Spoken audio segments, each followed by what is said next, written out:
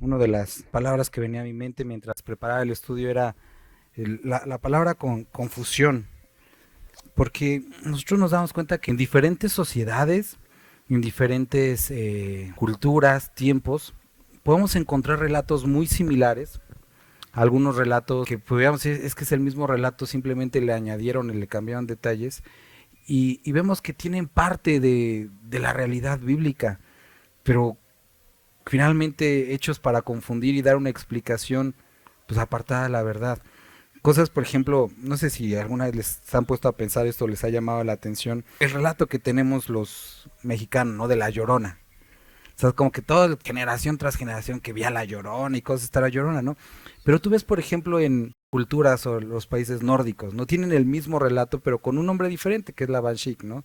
Y es el mismo relato, la misma mujer, pero con otro nombre.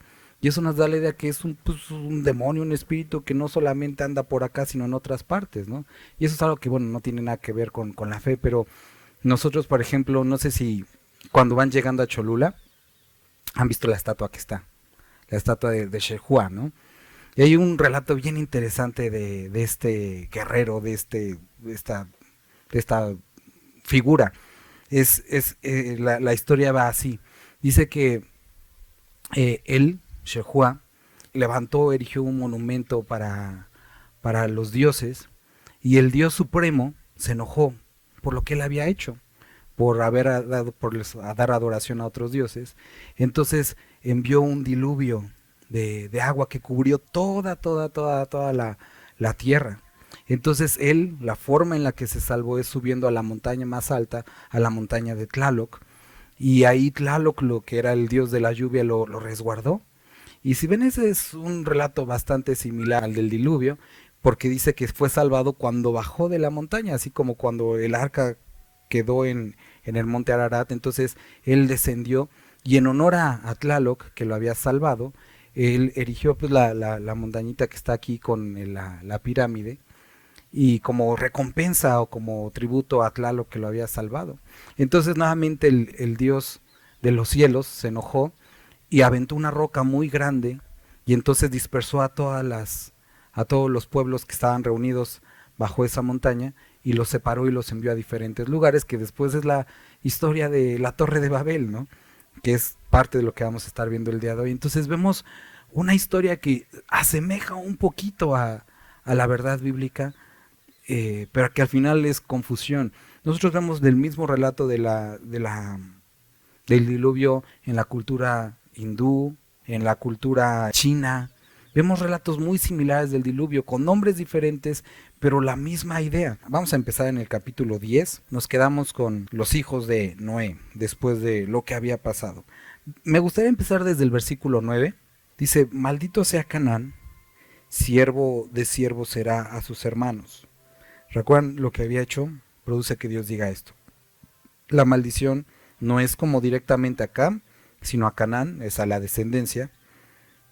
Y dice: siervo de siervo será a sus hermanos. Y hoy vamos a ver qué naciones provienen de Cam. Y muchas de las naciones que nacieron o provinieron de Cam hasta el día de hoy, exactamente esos son, siervos de otros países. Después dice: bendito por Jehová mi Dios sea Sem, que de Sem provienen todas las naciones semíticas, árabes, los judíos, y sea Canaán su siervo. Y interesantemente viene aquí, dice: engrandezca Dios a Jafet, que proviene de ahí muchas de las naciones europeas y predominantes el día de hoy, potencias, y habite en las tiendas de Sem, y sea Canaán su siervo. Y hasta el día de hoy vemos esta misma figura. Las naciones que provienen de Jafet son naciones, como les digo, predominantes. Dice: y habite en las tiendas de Sem. Pero cuando nosotros leemos esta misma porción en hebreo, dice: mientras o entre tanto que habiten en las tiendas de Sem. Y es decir, como bajo la cobertura de Sem, o bajo las tiendas de Sem, que es mientras estas potencias andaban bajo de el Dios de los judíos, fueron naciones que crecieron. Y sea Canaán su siervo. Y vivió Noé después del diluvio 350 años, y fueron todos los días de Noé 950 años. Y ahora sí, capítulo 10, y estas son las generaciones de los hijos de Noé: Sem, Cam y Jafet, quienes nacieron hijos después del diluvio.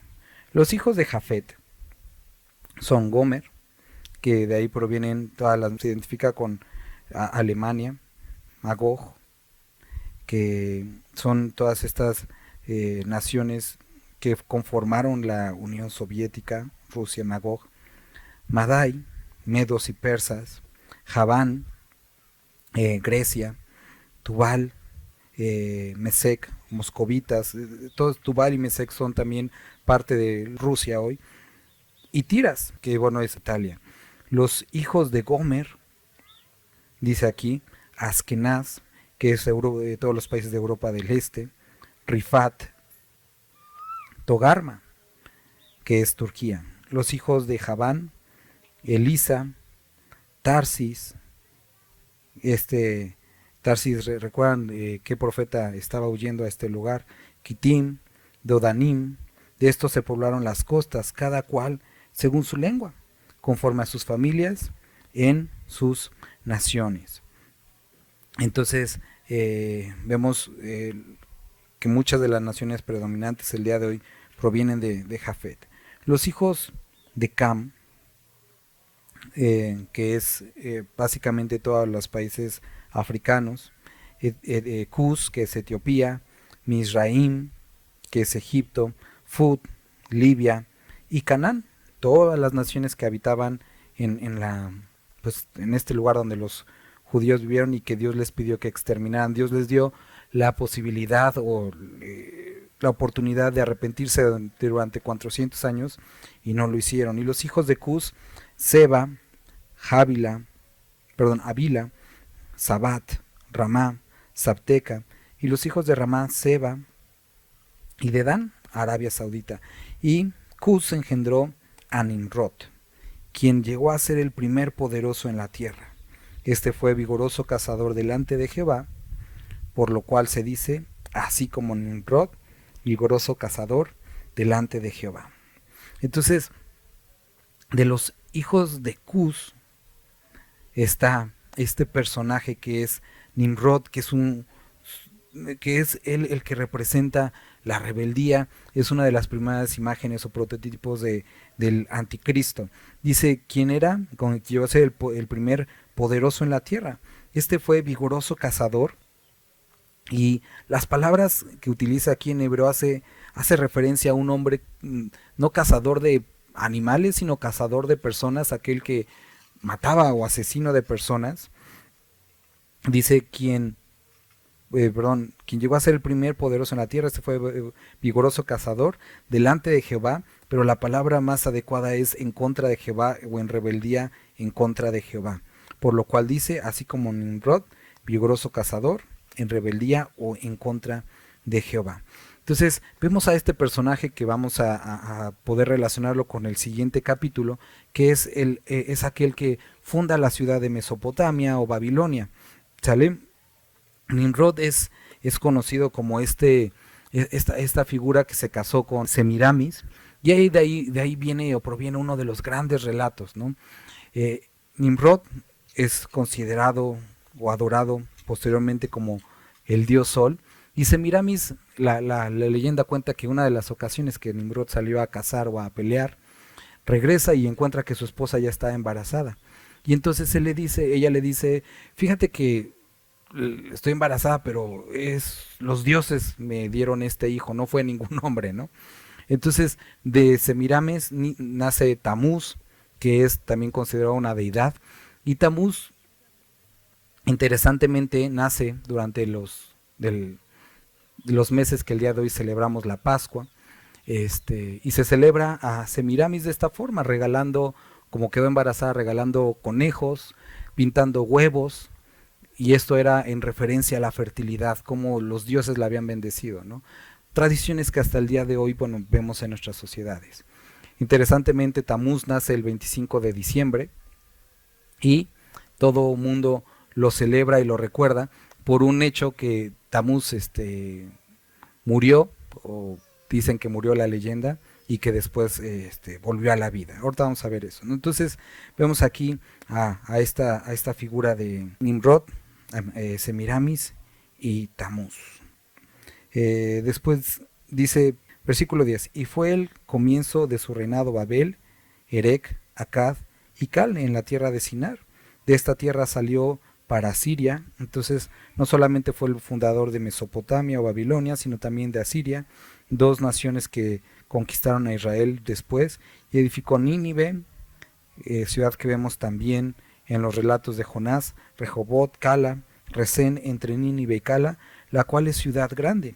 Misraim engendró a Ludim, a Ananim, a Lehabim, a Neftujim y a Patrusim, a Cal-Usim, de donde salieron los filisteos, y a Caftorim.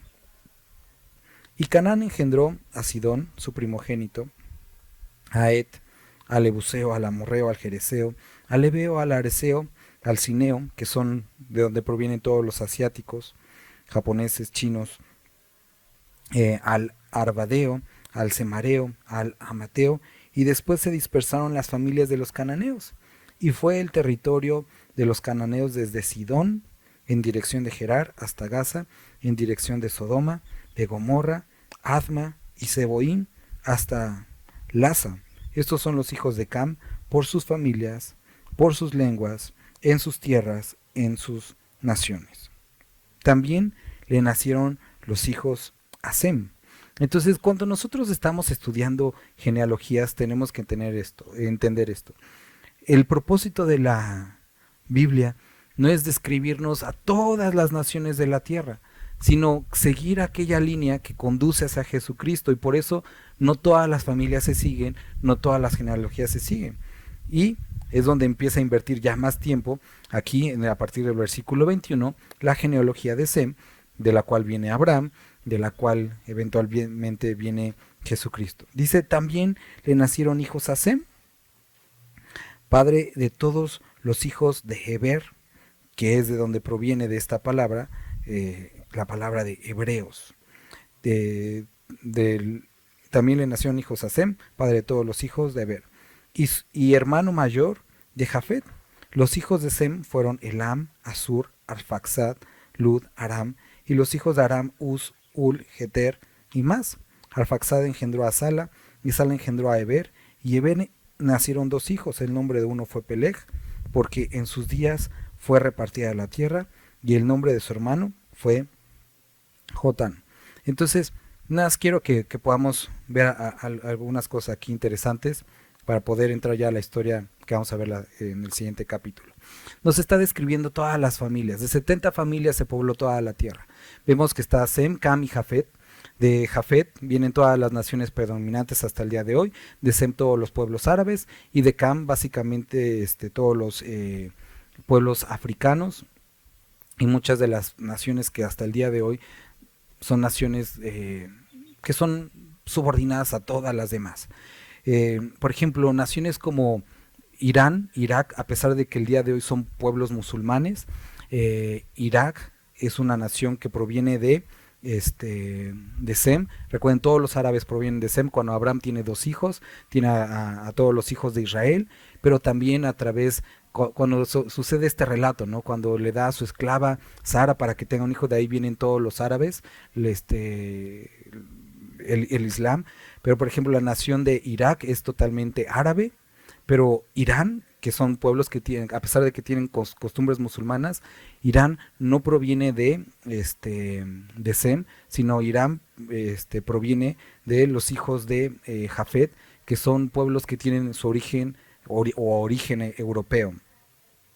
Lo mismo es, por ejemplo, con ¿cuáles les iba a decir? Bueno, Irán, Irak, también los pueblos o lo que hoy el día de hoy es Arabia Saudita, no tienen su origen realmente como pueblos árabes, sino como pueblos europeos, ¿vale? Ahora sí, dice, también nacieron hijos a Sem, padre de todos los hijos de Heber. Aquí vemos, Sem, de esta palabra viene este concepto de antisemitismo, y es que perdón, hoy el día estoy un poco disperso.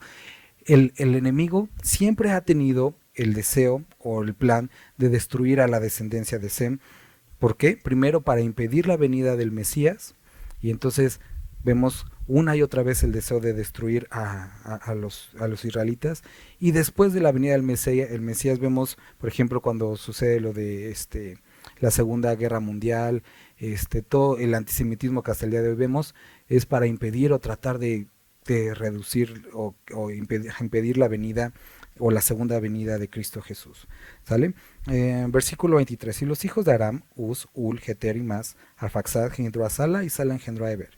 Y Eber nacieron dos hijos. El nombre de uno fue Peleg, porque en sus días fue repartida la tierra o dividida la tierra, y el nombre de su hermano, Jotán.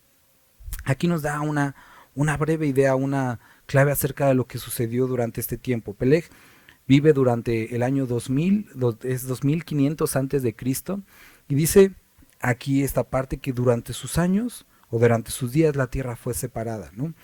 Muchos preguntan, ¿cómo es que los animales llegaron a todos los rincones de la tierra? ¿Cómo es que llegaron los canguros hasta Australia? ¿Cómo cruzaron el mar? Y bueno, aquí describe la palabra que anteriormente, y esto es algo que incluso el día de hoy se puede ver, la tierra estaba junta, ¿no? Este concepto que se utiliza en la ciencia, la Pangea. Pero dice que durante su tiempo la tierra fue dividida, entonces seguramente durante el tiempo de Peleg hubo un cataclismo, y entonces fue durante que los diferentes continentes se separaron, y personas que estaban en diferentes partes quedaron atrapados en los continentes, y así fue como se pobló toda la tierra, también como los animales llegaron a diferentes partes de la tierra. Y dice, y Joctán engendró a Almad, Selef, Hazar, Mabet, Gera, Adoram, Usal, Dicla, Obal, Abimael, Seba, Ofir, Ávila y Jobab. Todos estos fueron hijos de Jotán, y la tierra que habitaron fue desde Mesa en dirección de Sefar hasta la región montañosa del oriente. Estos fueron los hijos de Sem por sus familias, por sus lenguas, en su tierra, en sus naciones. Estas son las familias de los hijos de Noé, por sus descendencias, en sus naciones, y de estos se esparcieron las naciones en la tierra después del diluvio. Entonces vamos a el capítulo número 11. Dice, tenía entonces toda la tierra una sola lengua y unas mismas palabras, y aconteció que cuando salieron del oriente hallaron una llanura en la tierra de Sinar y se establecieron allí. Entonces toda la población estaba ahí unida. Dios les había dicho, expársanse, pueblen la tierra, y se establecieron allí. Y se dijeron unos a otros, vamos, hagamos ladrillo, cozámoslo con fuego. Y les sirvió el ladrillo en lugar de piedra y el asfalto en lugar de mezcla.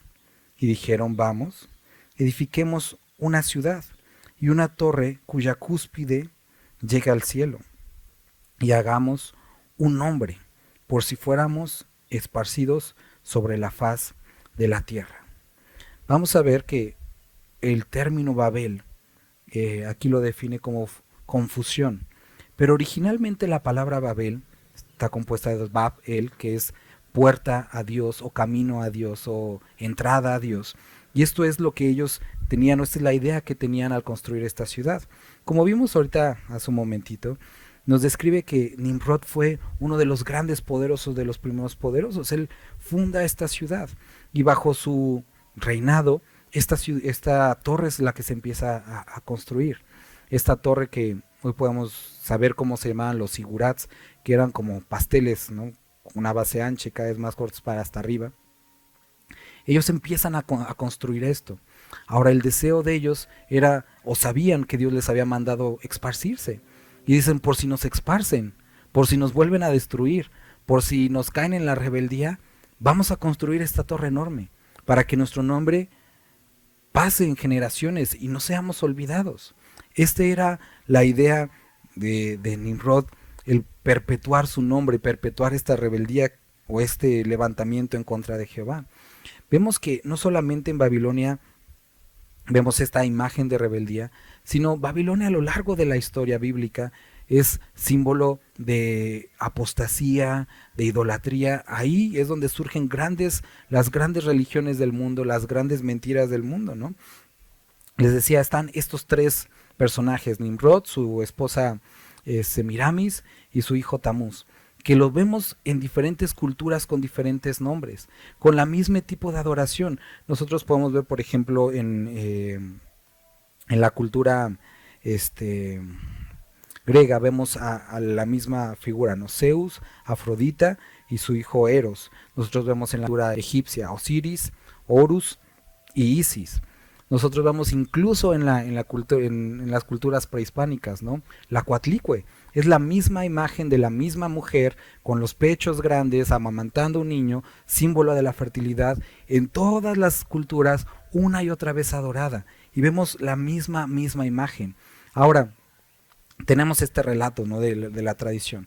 Les decía, muere Tamuz y lo encuentran muerto al pie de un árbol. Entonces lo que hacen es que lo traen, hacen plegarias a los dioses y los dioses lo resucitan después de 40 días.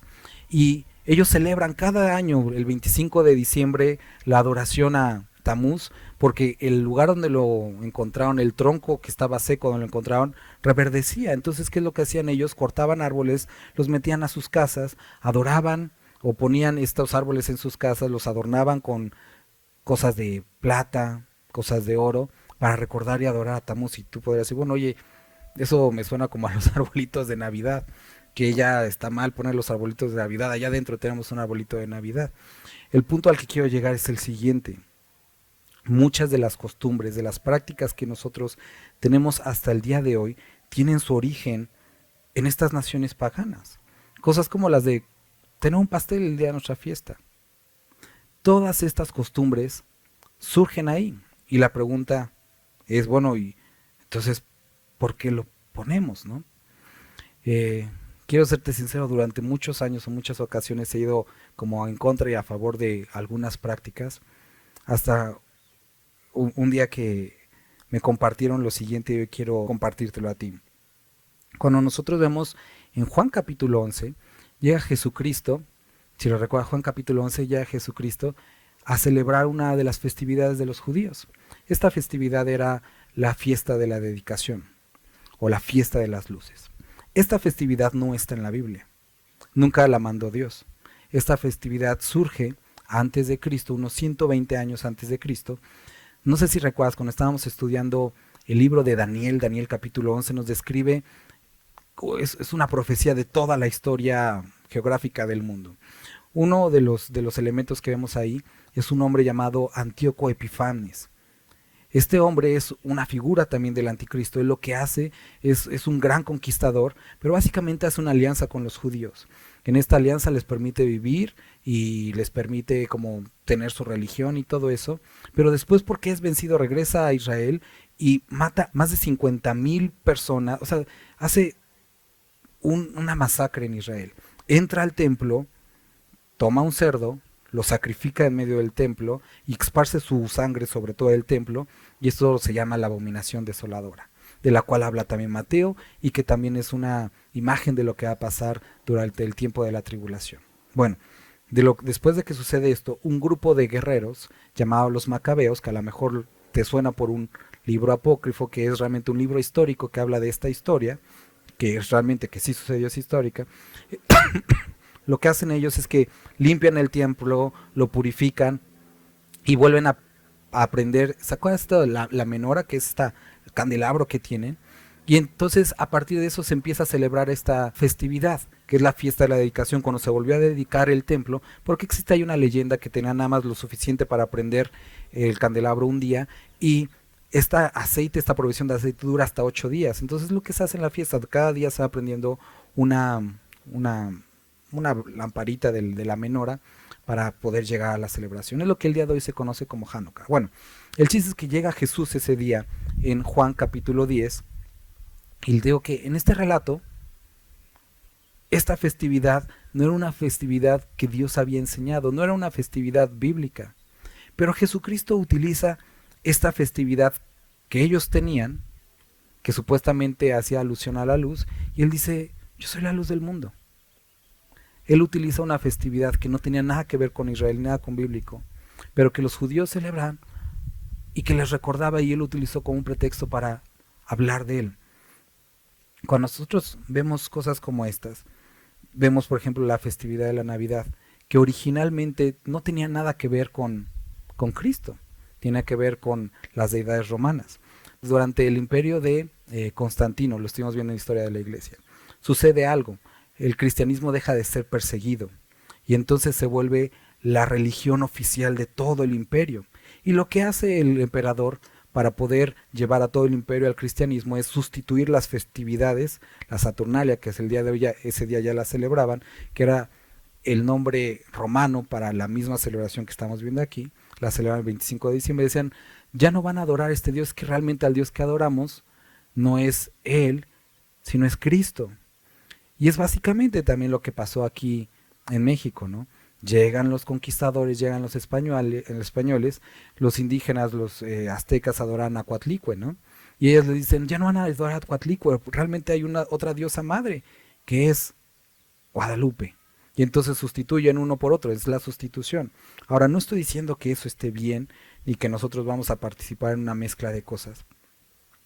Simplemente que se sustituye durante ese tiempo la festividad y a partir de Constantino se empieza a celebrar el nacimiento de Jesucristo, tomar esa festividad que ya estaba establecida para recordar ahora a Jesucristo.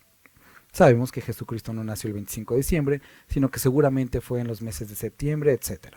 Ahora, no te gustan los arbolitos de Navidad, no quieres celebrarlo, tienes libertad en Cristo Jesús. Nosotros vemos en las cartas de Pablo, nadie te juzgue de fiesta, de luna nueva. ¿Sabes qué? Si tú piensas esto te afecta, no lo hagas. Pero si tú lo ves como una oportunidad para hablar del amor de Cristo, para poder predicarlos a los demás, adelante. Entonces, tenemos que tener o entender que el día de hoy hay ciertas oportunidades que tenemos como esta temporada para celebrar a Cristo. Si tú, vuelvo a repetir, tienes carga en tu conciencia acerca de eso, no lo hagas. Así como lo decía Pablo, no hay ningún problema en comer carne, pero si a ti te causa problema, no lo hagas. O si tú estás con un hermano que le causa problema por amor a tu hermano, no lo hagas, ¿vale? Y tenía entonces toda la tierra una sola lengua. Entonces estaban con una sola lengua, empiezan a construir esto en rebeldía a Dios. Y se edifiquemos una torre, cuya cúspide llega al cielo, y hagamos un nombre por si fuéramos esparcidos sobre la faz de la tierra. ¿Para qué eran los zigurats en ese tiempo? Lo sabemos históricamente, no solamente en la Biblia, que eran centros de estudio de las estrellas, no solo de astronomía, sino también de astrología, que surge también en Mesopotamia. Lugares de comunicaciones, es algo que ya no lo recordaba muy bien y lo volví a leer en la semana. No se sabe, no se entiende muy bien cómo lo hacían hasta el día de hoy, pero entre uno y otro se comunicaban a través de ciertos artefactos que habían diseñado usando cristales. No se entiende muy bien el día de hoy cómo lo hacían, pero bueno, eran lugares de comunicación, de astrología, y había, pues bueno, toda una tecnología para la construcción de estos grandes monumentos, como en las pirámides en Egipto, como las pirámides aquí en México, aspectos que hasta el día de hoy no saben o no se explica cómo es que cortaron las piedras, cómo las transportaron, etcétera. Y descendió Jehová para ver la ciudad. Y eso nuevamente, esta palabra es un antropomorfismo, lo que hablamos la vez pasada. Palabras humanas para poder describir alguna conducta de Dios que no entendemos. Descendió Jehová, no es que haya venido desde el cielo, es porque Dios está en todas partes, ¿no? Pero es que Dios está viendo esto. Para ver la ciudad y la torre que edificaban los hijos de los hombres. Y dijo Jehová, he aquí el pueblo es uno, y todos estos tienen un solo lenguaje, y han comenzado la obra, y nada les hará desistir ahora de lo que han pensado hacer. Ahora pues descendamos y confundamos allí su lengua, para que ninguno entienda el habla de su compañero. Podríamos pensar, qué mala onda, no los dejó construir su torre. Pero nosotros tenemos que ver qué dice el versículo 5. Nada les hará desistir de lo que habían pensado. 2 capítulos anteriores nos dice que todos los pensamientos del hombre estaban encaminados al mal. Dios entendió eso. Entonces, incluso estos pensamientos, este plan, estaba encaminado a la rebeldía y al mal. Por lo tanto, esto que hace Dios es un acto de misericordia para que esta nación y las naciones que habrían de venir no se extraviaran para siempre. ¿Qué es lo que hace? Pone diferencias entre ellos. Ahora, cuando nosotros vemos la ley de Dios, la ley que les es dada en el desierto, uno de los aspectos difíciles de comprender es la ley alimenticia, ¿no? Como por qué Dios no los dejaba comer cerdo y ya después como comen cerdo, ¿no? Había algo inherentemente malo en el cerdo y no necesariamente. El día de hoy los científicos un año te dicen que es la peor carne, el siguiente año te dicen que es la mejor carne, al otro año no, es que se hace mucho daño, al otro es lo peor, ¿no? Y el punto no es eso, es que Dios quería poner diferencias. Sabe que culturalmente la comida es un medio para hacer lazos, pero si tú no puedes comer lo que los demás comen, no formas lazos, y es lo que Dios quería. Los introduce a una tierra que durante 400 años Dios les dio la oportunidad de arrepentirse. 400 años que Israel salió y estuvo cautivo en Egipto, Dios estuvo hablando a las tierras de Canaán, tierras donde había inmoralidad sexual, donde se mataban a los niños, donde se hacían atrocidades, y 400 años les dio la oportunidad de arrepentirse. Y no quisieron, Dios trajo juicio. Mete a su pueblo y les dice, pero no quiero que se mezclen, no quiero que se contaminen. Y lo que hace les da diferencias para que no puedan relacionarse con ese pueblo, no pueden comer lo mismo.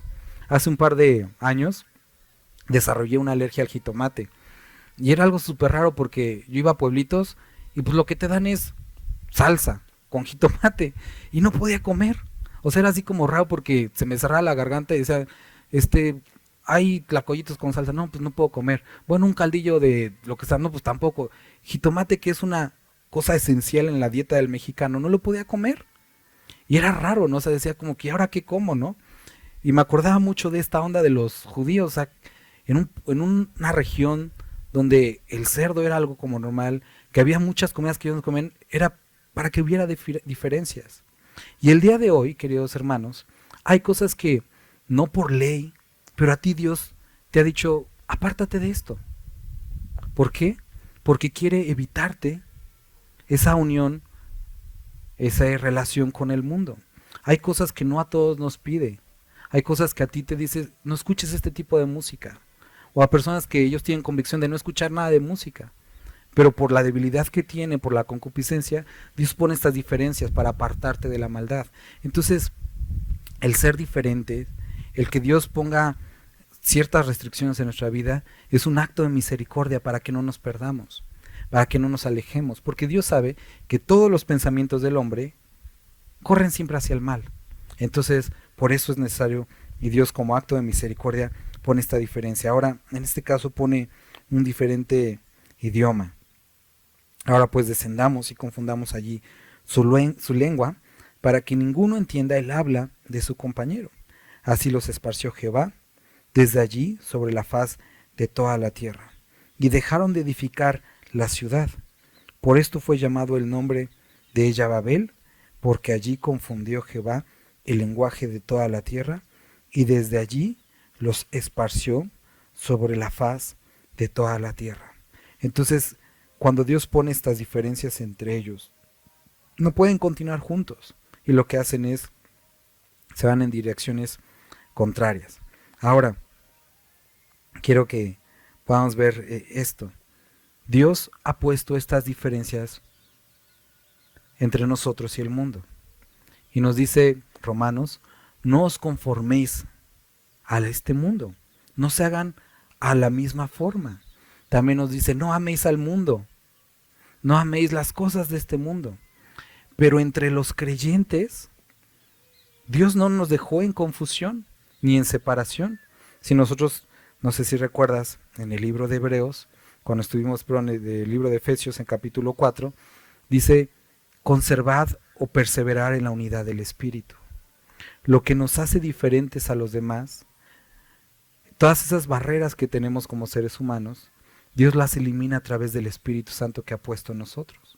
Y nos hace sentirnos uno con personas que no conocemos. Esta semana vinieron unos hermanos a casa. Llegaron como 10 hermanos, unos que venían de Tamaulipas y unos que venían de Veracruz. Y yo no los conocía. Y se quedaron en la casa. Y sentía así como si los hubiera conocido de toda la vida. Porque el Espíritu Santo quita esa distancia que tenemos y nos une. Porque el Espíritu es lo que hace, trae unidad entre nosotros, ¿no? Versículo 10. Estas son las generaciones de Sem. De edad de 100 años, engendró a Arfaxad. 2 años después del diluvio, y vivió Sem, después que engendró a Arfaxad, 500 años, y engendró hijos e hijas. Arfaxad vivió 35 años y engendró a Sala. Y vivió Arfaxad, después de que engendró a Sala, 403 años, y engendró hijos e hijas. Sala vivió 30 años y engendró a Eber. Y vivió Sala, después de que engendró a Eber, 400 años, y engendró hijos e hijas. Y Eber vivió 34 años, y engendró a Peleg.